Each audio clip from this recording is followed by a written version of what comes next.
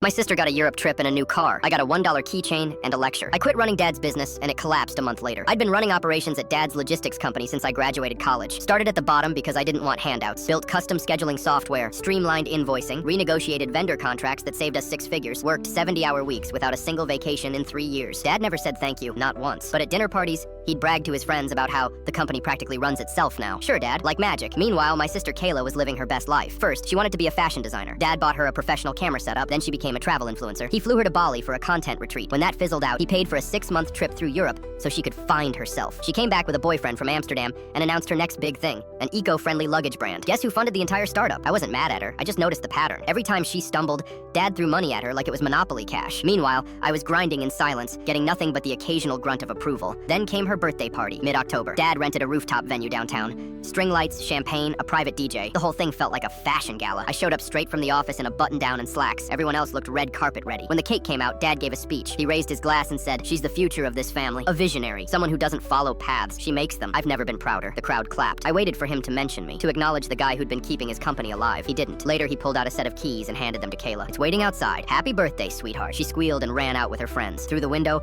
I watched her jump up and down next to a brand new Audi with a bow on it. Then Dad turned to me. "You should think about working harder," he said casually. "You've hit a bit of a plateau. Don't get comfortable." He reached into his pocket and handed me a small box. I opened it. Inside was a silver keychain shaped like a gear. On the back it said, "Grind now, shine later." Someone nearby asked, "Wait, that's your birthday gift?" Dad laughed. "Well, it's motivational. That's worth more than a car, right?" Everyone chuckled. I didn't. I just nodded, slipped the box into my pocket, and walked outside. That's when something inside me snapped. Not anger, just clarity. I finally realized the truth I'd been avoiding for years. No matter how much I gave, it would never be enough. Not for him, not compared to her. I went home that night and stared at the ceiling until sunrise. The next morning, I walked into the office, cleared my desk, and left a resignation letter in his top drawer. I didn't say goodbye. I didn't answer when he called. I just disappeared. The first week, my phone buzzed constantly. Texts from Dad that swung between confused and condescending. One said, "If you're having a midlife crisis at 25, talk to someone. You're needed here." I didn't reply. A few weeks later, I started hearing whispers. Invoices going unpaid, missed shipments, clients getting frustrated. The tiny machine I'd kept running for years was finally breaking down. Then one of our oldest clients called me directly. He didn't know I'd left. He said, "I've been trying to reach the office for days. You're the only one who ever knew what was going on. Did something happen?" I told him gently that I didn't work there anymore. A month later, Dad showed up at my apartment. He looked different, tired, grayer. "Evan," he said, "can we talk?" I leaned against the doorframe. "I'll keep it short," he said. "The company's struggling. We've lost 3 major clients. There are cash flow issues. I could use your help getting things back on track." I almost laughed. "Temporary?" I asked. "Or the result of pulling funds to pay for luggage, prototypes, and influencer trips?" He stiffened. "That's irrelevant." "No," I said, my voice sharp now. "That's exactly the problem. You gambled the company on Kayla's latest identity crisis." He shifted uncomfortably. "This isn't about favoritism, isn't it?" I asked. "When she got a car and I got a lecture? When she got a team and I got told to grind harder? When she gets to post about grief and I'm expected to quietly clean up everyone's mess?" His jaw clenched. "You're making a mistake." "No," I said. "I finally stopped making them."